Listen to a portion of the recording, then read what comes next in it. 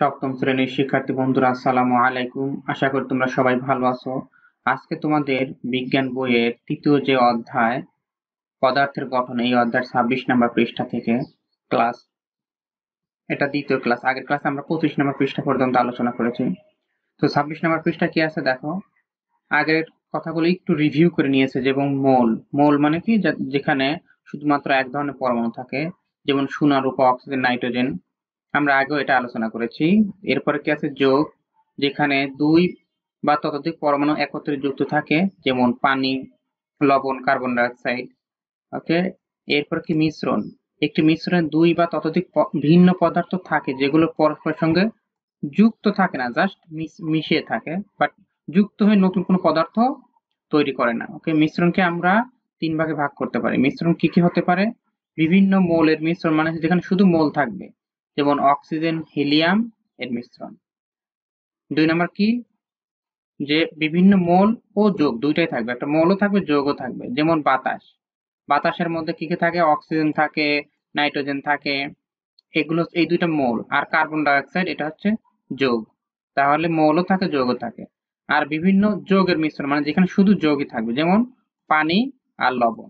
পানি মানে কি মনে আছে তোমাদের? পানি মানে H2O। এটা কিন্তু তোমরা বারবার পড়তে যেন মুখস্থ হয়ে যায়। H2O। আর লবণ কি? Sodium chloride. তাহলে এখানেও হাইড্রোজেন এবং অক্সিজেন দুইটা, এই জন্য পানি যোগ। এখানেও সোডিয়াম এবং ক্লোরিন দুইটা, এই জন্য লবণ এটাও যোগ। ঠিক আছে, আশা করি বুঝতে পারছো। এরপরে কি আছে দেখো, পরমাণু, অণু এবং যৌগ। এগুলোও কিন্তু আগে আলোচনা করা হয়েছে আগের অধ্যায়ে। এখানে অল্প একটু জাস্ট বলা হয়েছে যে বিজ্ঞানী ডাল্টন, এই নামটা মনে রাখবে, ডাল্টন, তিনি তার পারমাণবিক তত্ত্বে বলেছিলেন, কি বলেছিল? যে পদার্থ পরমাণু নামে অত্যন্ত ছোট ছোট কণা দ্বারা গঠিত। ওকে। পদার্থ কি দ্বারা গঠিত? পরমাণু নামে অত্যন্ত ছোট ছোট কণা দ্বারা গঠিত। নিষ্ক্রিয় গ্যাসের পরমাণু ছাড়া, এখন নিষ্ক্রিয় গ্যাস কোনগুলো তোমরা একটু বড় হলে বুঝতে পারবে, জাস্ট এখানে কিন্তু আলোচনা করা নাই। আলোচনা করলে তোমাদের জন্য এটা আসলে কঠিন হয়ে যাবে। নিষ্ক্রিয় গ্যাস বলা হয় যে গ্যাসগুলো আসলে কি করে, মানে কারোর সাথে বিক্রিয়া করতে চায় না। ওকে। এবং অন্যান্য যে মৌলগুলো আছে সেগুলো আসলে নিষ্ক্রিয় গ্যাসের ইলেকট্রন বিন্যাস অর্জন করতে চায়। যাই হোক, তো নিষ্ক্রিয় গ্যাসের পরমাণু ছাড়া অন্য পরমাণু সাধারণত মুক্ত বা স্বাধীন থাকতে পারে না। মুক্ত বা স্বাধীন থাকতে পারে না, সেগুলো একে অপরের সঙ্গে মিলিত হয়ে অণু গঠন করে। অর্থাৎ একা একা থাকে না, সাধারণত দুইটা করে থাকে গ্যাসীয় পদার্থগুলো। তো দুইটা করে থাকলে তখন সেটা অণু হয়ে যায়। তাহলে পরমাণু হলো পদার্থের, দেখো, পরমাণু হলো পদার্থের ক্ষুদ্রতম একক, যা একটি মৌলের বৈশিষ্ট্য ধরে রাখে। আর একটি অণু মুক্ত বা স্বাধীনভাবে থাকতে পারে। অণু কিন্তু মুক্ত বা স্বাধীনভাবে থাকতে পারে। যৌগিক পদার্থের বেলায় একটি অণু হলো তার ক্ষুদ্রতম একক, যা ওই যৌগের ভৌত রাসায়নিক ধর্ম বহন করে। আর মৌলের ক্ষেত্রে শুধু একই পদার্থের পরমাণু একত্রে হয়ে অণু গঠন করে। তাহলে মৌল মানেই যেখানে একটাই থাকবে। আমরা এটাই সংজ্ঞা, যে মৌল মানে যেখানে শুধু একটি পদার্থ থাকবে। তাহলে একই পদার্থের পরমাণু একত্রে যুক্ত হয়ে অণু গঠন করে। যেমন উদাহরণস্বরূপ কি দেওয়া আছে, যে দুইটা অক্সিজেন পরমাণু একত্রে হয়ে অক্সিজেন অণু গঠন করে। অর্থাৎ এই যে অক্সিজেন O2, অক্সিজেন অণু।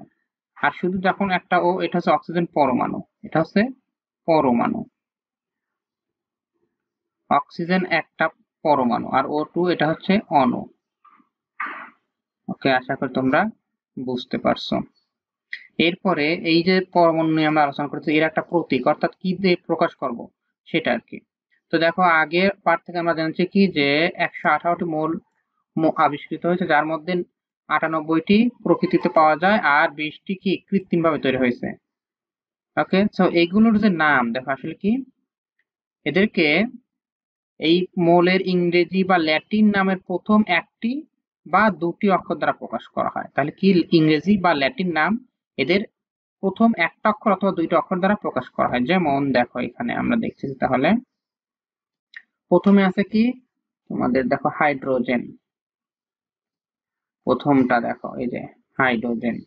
হাইড্রোজেন, তাহলে এই যে বানান, সেখানে এইচ, এই হাইড্রোজেনকে প্রকাশ করা হয় এইচ, কারণ প্রথম অক্ষর। এবং এটা শিখতেছে কি, এটা কি ইংরেজি নাম, কিন্তু এই কয়টা হাইড্রোজেন ইংরেজি নাম। অক্সিজেন, এটাও ইংরেজি নাম ও, অক্সিজেন। Nitrogen, N, nitrogen. তাহলে প্রতীক, এইগুলো হচ্ছে প্রতীক, আমরা প্রতীক শিখতেছি মেইনলি। ওকে। তারপর কি আছে দেখো, আর এই যে অণু আর এবং সংকেত। তাহলে অণু এবং সংকেত অলরেডি একটু বলছি, যেমন অক্সিজেনের অণু মানে দুইটা অক্সিজেন পরমাণু মিলে একটা অক্সিজেন অণু হয়, হাইড্রোজেনের দুইটা হাইড্রোজেন পরমাণু মিলে একটা হাইড্রোজেন অণু হয়। ওকে, এগুলোকে আবার সংকেতও বলা হয়। তাহলে অণু এবং সংকেত, ঠিক আছে। আশা করি বুঝতে পারছো যে অণু গঠনকারী পরমাণুর চিহ্ন দিয়ে একটি সংকেত লেখা হয়। সংকেত লেখার নিয়ম এবং সংকেত কি বোঝা যায় তা জানবো। ওকে, তারপরে এখানে তাহলে এই কয়টা আগে বলে নেই, যে যখন ল্যাটিন নাম যদি থাকে, যেমন ল্যাটিন নামে কি হয়, এই যে ফেরাম, লোহাকে বলা হয় কি ফেরাম, লোহাকে বলা হয় ফেরাম, এই জন্য এফ ই। তামাকে বলা হয় কাফরাম, সো এটা সি ইউ। দেখো এই জন্য সোনা এ you, Rupa A G, sodium N A, এগুলো ল্যাটিন নাম। ওকে, আর মৌলের নাম প্রথম প্রথম অক্ষর, এটা প্রথম অক্ষর কি, যে যদি একই অক্ষর, দেখো প্রথম অক্ষর কি কি, কার্বন তাহলে প্রথম অক্ষর সি।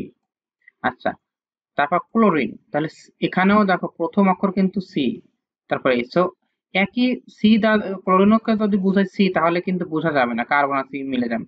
সো প্রথমটা কার্বন এবং পরেরটা সি এর পর আবার ছোট একটা ছোট হাতের এল, তাহলে প্রথম অক্ষর বড় হাতের, পরেরটা ছোট হাতের, সি এল ক্লোরিন। এবং ক্যালসিয়ামের প্রথম অক্ষর হতো সি, শুধু যদি সি দিতাম তাহলে তিনটা তো মিলে যেত, সুতরাং পরের ক্যালসিয়ামটা সি এ, ক্যালসিয়াম। আশা করি বুঝতে পারছো এইভাবে নামকরণ করা হয়। আবার তাহলে এই যে এখানে যে কি সংকেত, অণু এবং সংকেত, সংকেতে দেখো আবার করে এখানে বলা হয়েছে যে একটা মোল হাইড্রোজেন, তার প্রতীক কি এইচ, আর যেহেতু এটা একটা পরমাণু, এটা কি একটা পরমাণু হাইড্রোজেন, আর সংকেত হচ্ছে H2 মানে এটা একটা অণু। নাইট্রোজেন, নাইট্রোজেনের অণু, অক্সিজেন, অক্সিজেনের অণু, ক্লোরিন, ক্লোরিনের অণু বা সংকেত, ক্লোরিন, ক্লোরিনের সংকেত, ব্রোমিন, ব্রোমিনের সংকেত, মানে এগুলো সংকেত, মানে এগুলো কি অণু। আশা করি কিন্তু এটা দেখলে বুঝে যাবে, এবং একবার করে এগুলো তোমরা করে ফেলো। আচ্ছা, মৌলের উদাহরণ এখানে আসছে, দেখো কি আছে, যে মৌল যখন বলবো, সংকেত যখন দেবো, ধরুন নাইট্রোজেন N2, হ্যাঁ, 2 হিসেবে অক্সিজেন 2, এইগুলো যে এখানে যেটা দেখাইছি সেইগুলো, আর কিছু না। অণু এবং যৌগিক পদার্থের উদাহরণ, পানি, পানি কি একটা যৌগিক পদার্থ, তাহলে H2O, আমি তো বারবার এটা লিখছি H2O, পানির সংকেত, এই এতটুকু, আর কিছু না। Carbon die oxide, carbon die oxide কি CO2, একটা কার্বন আর দুইটা অক্সিজেন, এই যে কার্বন ডাই অক্সাইড। আর এটা এটা দেখা পানি দেখানো হয়েছে কি পানি, একটা অক্সিজেন আর দুইটা হাইড্রোজেন, এটা হাইড্রোজেন আর একটা অক্সিজেন মিলে পানি। ওকে, আর কার্বন ডাই অক্সাইড, এখানে আসলে কার্বন ডাই অক্সাইড, যত এখানে বলছে কার্বন ডাই অক্সাইড অণু তৈরি হয়েছে একটি কার্বন আর দুইটি অক্সিজেন দিয়ে, তো কার্বন দেখাইছে এখানে পানি, কিন্তু এখানে এখানে বলছে কার্বন ডাই অক্সাইড। দেখো যে কার্বন ডাই অক্সাইড অণু তৈরি হয়েছে একটা কার্বন আর দুইটি অক্সিজেন পরমাণু দিয়ে, কিন্তু এখানে তো লেখা দুইটা, একটা অক্সিজেন আর দুইটা হাইড্রোজেন, সুতরাং এটা কিন্তু পানি, মিস্টেক হয়েছে এখানেও। ওকে, এটা আসলে হবে পানি, আর কার্বন ডাই অক্সাইডটা আসলে এখানে মিস হয়েছে কিনা কি জানি। আচ্ছা, তাহলে যেটা আমরা দেখলাম কার্বন ডাই অক্সাইড, তো কার্বন, একটা কার্বনের সাথে দুইটা অক্সিজেন মিলে হয় কার্বন ডাই অক্সাইড, বাট যখন একটা কার্বন মনোক্সাইড কখন হয়, একটা কার্বন এবং একটা অক্সিজেন যখন বিক্রিয়া করে তখন কার্বন মনোক্সাইড। কার্বন মনোক্সাইড কার্বনের একটি কার্বন পরমাণুর সঙ্গে একটি অক্সিজেন পরমাণু যুক্ত হয়ে হয়, এবং এর সংকেত CO। ওকে, তো এখানে কি বলছে দেখো, যে কার্বন ডাই অক্সাইড যখন CO2, ওকে, CO2 হচ্ছে কার্বন ডাই অক্সাইড, মোটামুটি নিরীহ গ্যাস, মানে এটা আমাদের কোনো ক্ষতি করে না, কিন্তু কার্বন, এই যে মনো অক্সাইড অত্যন্ত ভয়ঙ্কর বিষাক্ত একটি গ্যাস, এটা আমাদের খুব ক্ষতিকর। ওকে, এটাই বলছে। আচ্ছা, এরপর কি আছে দেখো, লবণ, তো লবণ কি হয়, সোডিয়াম ক্লোরাইড, আমি আগেও বলছি, দেখো লবণ মানে কি সোডিয়াম এবং ক্লোরাইড, ক্লোরিন, সোডিয়াম আর ক্লোরিন। তো এখানে দেখো কি আছে, যে আমরা তরল হিসেবে পানি এবং বিভিন্ন গ্যাসের অণুর কথা বলছি। এবারে আমরা কঠিন পদার্থের অণুর উদাহরণ দিই। আমরা সবাই প্রতিদিন আমাদের খাবারের সঙ্গে লবণ ব্যবহার করি। লবণ তৈরি হয় সোডিয়াম এবং ক্লোরিন পরমাণু দিয়ে। যেহেতু লবণের যৌগিক পদার্থে একটি সোডিয়াম এবং একটি ক্লোরিন পরমাণু থাকে, তাই লবণের সংকেত NaCl। তরল কিংবা গ্যাসে অণুগুলোর নির্দিষ্ট অবস্থান থাকে না, সেগুলো ক্রমাগত নড়াচড়া করতে থাকে, কিন্তু কঠিন পদার্থের অণুগুলো নির্দিষ্ট স্থানে আটকে থাকে। সেদিক দিয়ে লবণ একটি চমকপ্রদ বৈশিষ্ট্য আছে। লবণের অণুগুলো এলোমেলোভাবে না থাকে, অত্যন্ত সুন্দর গ্লাস বা ক্রিস্টাল গঠন করে। অর্থাৎ এই যে দেখো, এখানে দেখাইছে সুন্দর একটা বিন্যাস আছে, এখানে অনেক সুন্দরভাবে বিন্যস্ত আকারে থাকে, এটাই আর কি। তারপরে সোডা। সোডা আমাদের দৈনন্দিন জীবনে কিন্তু ব্যবহার হয় কাপড় কাচার সময় সোডা, তো কাপড় পরিষ্কার করার জন্য। তো সোডার সংকেত এখানে এটা খুব বেশি পড়ারও দরকার নাই, Na2CO3, এটা হচ্ছে সোডার সংকেত। ওকে, যে সোডিয়াম কার্বনেটের অণুর মধ্য দিয়ে দুটি সোডিয়াম পরমাণু, একটি কার্বন পরমাণু আর 3টি অক্সিজেন পরমাণু থাকে। ঠিক আছে, সোডিয়াম কার্বনেট, এটার নাম কি? Sodium carbonate. তো এখানে CO3, এটা হচ্ছে CO3, এটা যোগমূলক। এই সংকেতগুলো আসলে ক্লাস 8-এ বা তারপরে তোমরা ভালো মতো বুঝতে পারবে। এটা যোগমূলক, এটা একা একা না, কিন্তু কার্বন আর অক্সিজেন এরকম না। CO3 এটা যোগমূলক, একটা মানে যোগ আকারে, মানে কি বলবো, এটা একটা মৌলের মতো কাজ করে। CO3 একটা মৌলের মতো কাজ করে, সো এটা যোগমূলক বলা হয়। আচ্ছা, এটা নিয়ে আমি পরবর্তীতে আলোচনা করবো ইনশাল্লাহ। এরপরে দেখো চিনি। চিনির সংকেত এখানে দেওয়া আছে। দেখো, চিনির সংকেতটা আসলে এইটা। গত ক্লাসে আমি গ্লুকোজের সংকেতটা চিনির জায়গায় বলে ফেলছি আর কি, সরি।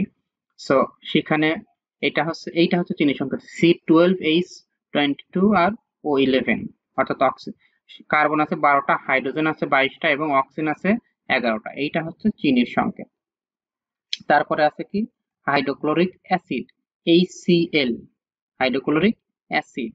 ওকে, এটা জাস্ট একদম সহজ, কিন্তু এই আজকের ক্লাসটা কিন্তু অনেক সহজ, তোমরা একবার করে একটু রিডিং পড়লেও অনেকটা বুঝতে পারবে। তাহলে কি hydrochloric acid, sulphuric acid, nitric acid, এগুলোর নাম তোমরা শুনে থাকবে। তো এই অ্যাসিডগুলো খুবই সাবধানে ব্যবহার করতে হয় এবং কেউ ইচ্ছা করলেই সেটি বাজার থেকে কিনে আনতে পারে না, কারণ এটা অনেক ভয়ঙ্কর। ওকে, সো HCl এটা হচ্ছে হাইড্রোক্লোরিক অ্যাসিড, হাইড্রোজেন একটা আর ক্লোরিন একটা পরমাণু মিলে হাইড্রোক্লোরিক অ্যাসিড উৎপন্ন হয়। ওকে, সো আজ আমাদের ক্লাসটা কিন্তু অলরেডি শেষ হয়ে গেছে। কি কি পড়ছি সেই বিষয়গুলো আরেকবার বলছি, আর কিছুই না। এখানে অনুশীলনীতে তোমাদের একটা কথা বলা হয়েছে কি, যে পরমাণু মাত্রই মৌলিক পদার্থ, কিন্তু মৌলিক পদার্থ মাত্রই পরমাণু নয়। কথাটা কি সত্যি? সত্যি হলে উদাহরণ দাও। হ্যাঁ, কথাটা সত্যি। ওকে, কথাটা সত্যি। ওকে, তো সত্যি হলে উদাহরণ দাও। তাহলে যেমন দেখো, অক্সিজেনের পরমাণু, হাইড্রোজেনের পরমাণু, তাহলে এগুলো অবশ্যই মৌলিক পদার্থ। হাইড্রোজেনের পরমাণু এবং অক্সিজেনের পরমাণু, এগুলো মৌলিক পদার্থ। তাহলে পরমাণু মাত্রই মৌলিক পদার্থ। যেহেতু পরমাণুর মধ্যে একটা একটা করে থাকে, দেখো পরমাণুর মধ্যে যেহেতু একটা একটা করে উপাদান থাকে, সুতরাং এটা অবশ্যই মৌলিক পদার্থ। ওকে, কিন্তু মৌলিক পদার্থ মাত্রই পরমাণু নয়। যেমন এই যে অক্সিজেন অণু এবং হাইড্রোজেন অণুর উদাহরণ দিয়েছেন, তাহলে এগুলোও কিন্তু মৌলিক পদার্থ। অক্সিজেন অণু এটাও মৌলিক পদার্থ, হাইড্রোজেন এটাও মৌলিক পদার্থ। ওকে, সো দুটাই মৌলিক পদার্থ, বাট এগুলো কিন্তু পরমাণু নয়। কি, এটা পরমাণু নয়, তাহলে কি এগুলো হচ্ছে অণু। সুতরাং পরমাণু যেহেতু নয়, তাহলে আমরা উদাহরণ দিলাম। আশা করি তোমরা বুঝতে পারছো। সেই সাথে আমাদের আজকের ক্লাসটা কিন্তু শেষ হয়ে গেল। আশা করি দেখা হয় পরের ক্লাসে। আর তোমরা যদি এখনো আমার চ্যানেলটা সাবস্ক্রাইব না করো, তাহলে আশা করি অবশ্যই চ্যানেলটা সাবস্ক্রাইব করবে।